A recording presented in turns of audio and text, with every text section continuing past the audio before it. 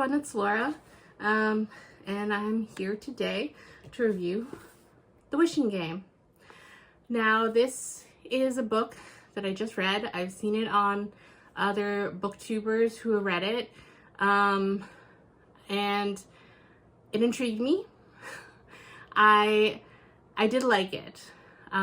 It's basically the story of Lucy Hart, who she had a rough childhood. Her sister was always in and out of hospital with a compromised immune system. So at a young age, she had to go and live with her grandparents. And she felt that she was unloved by her parents and her sister.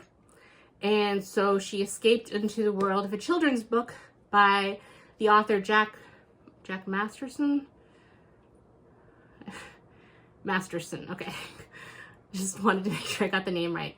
The Clockwork Island books. And he was an eccentric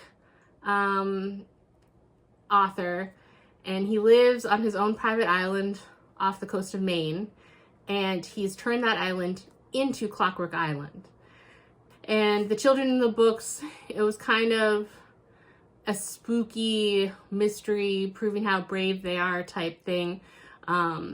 And so Lucy really resonated with that, and so she ended up writing to the author Jack, and he eventually wrote her back after she kept sending him letters saying how awful things were, and he finally wrote back, and maybe unwisely, in one of his messages trying to give her hope, he ended up saying that, you know, if only you were my sidekick.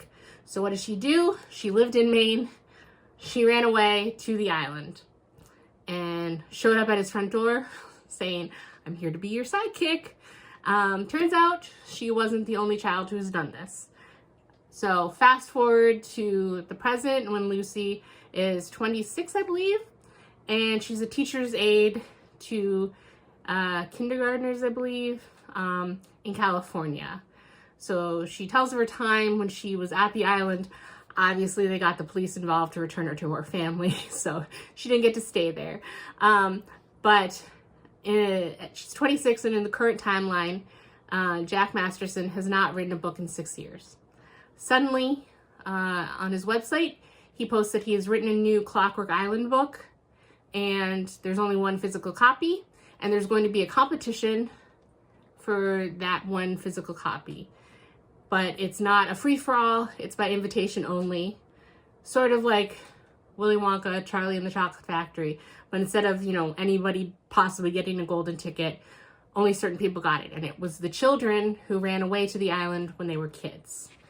And so Lucy gets an invitation. She has some dire circumstances going on in her current life. Teacher's aide, living in California. She doesn't make a lot of money.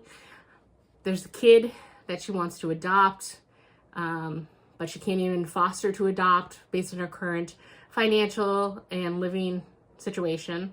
So she goes in hopes that she can share the book with the child she wants to adopt, Christopher, and then sell it to a publisher and set up enough of a nest egg where they can start their life together. So she goes to the island, and I'm not going to spoil it further than that, but that's the plot setup. I really enjoyed it for what it was. I didn't find anything particularly surprising or any plot twists really kind of came out of nowhere. But for this type of story, I didn't necessarily need it to be, you know, top tier writing. I was just looking for a cozy read, and I found it. And so I give it 4 stars. I would recommend it to anyone that sounds interesting to. Again, don't expect, you know, groundbreaking literature work here or anything. But if you're looking for a cute, cozy story with that plot, then I would recommend it. So that's all I have to say about The Wishing Game. And that's it for this video.